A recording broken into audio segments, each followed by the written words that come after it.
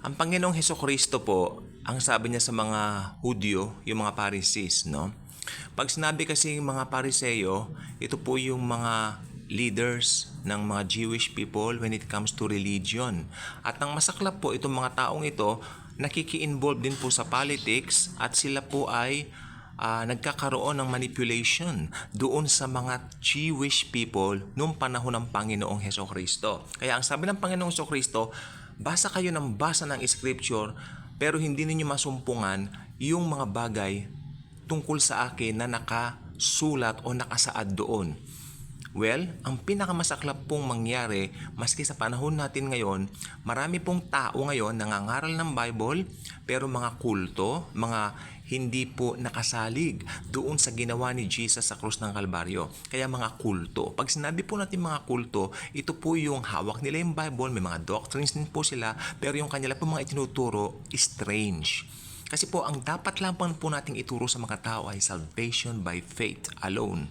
Namatay si Jesus sa cross para bayaran ang kasalanan ng buong mundo.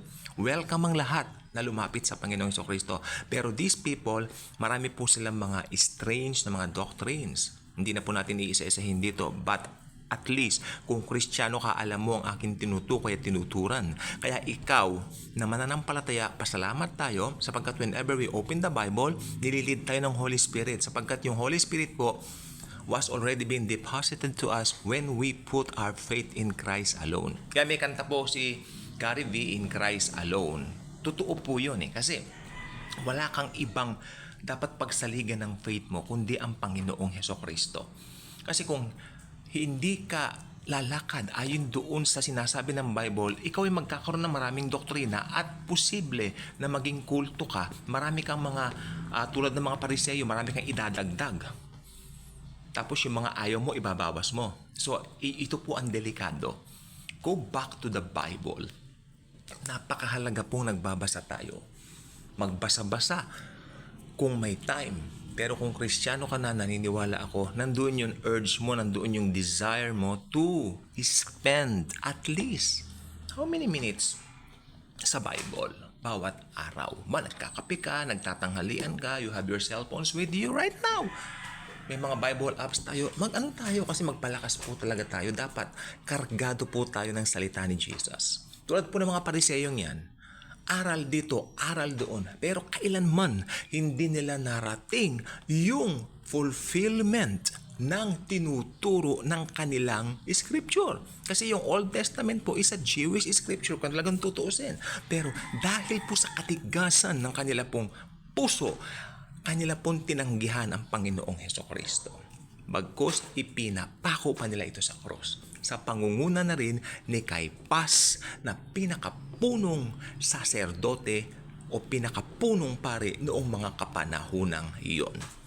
So, sa panahon po natin ngayon, marami pong nangangaral sa mga streets, marami pong umaakyat sa mga buses, humihingi ng mga pera, pero kung tutuusin ang kanila pong turo ay salvation by works. Hindi po nila itinuturo yung salvation by faith alone in Jesus alone. Sapagkat pag yan ay itinuro mo, mabubuksan talaga ang puso ng isang tao sapagkat yung Holy Spirit siya ang magbubukas ng puso ng sino mang makarinig. Kaya nakalagay po sa aklat ng Romans, faith cometh by hearing and hearing the words of Jesus. Hindi po ba?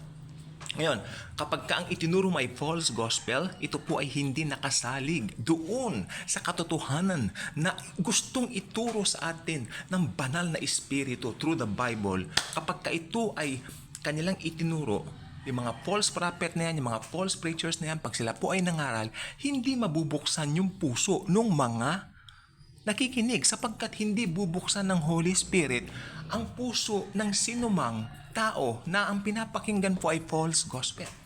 Kapag ka ang narinig mo ay totoong gospel ni Jesus Christ, which is salvation by faith alone, the Holy Spirit will open your heart at bubuksan ka niya sa katotohanan ng banal na kasulatan na walang ibang tinuturo kundi salvation by grace alone through faith in Jesus Christ. Kaya kung di pa kayo nakasubscribe sa ating channel, I invite you to do so.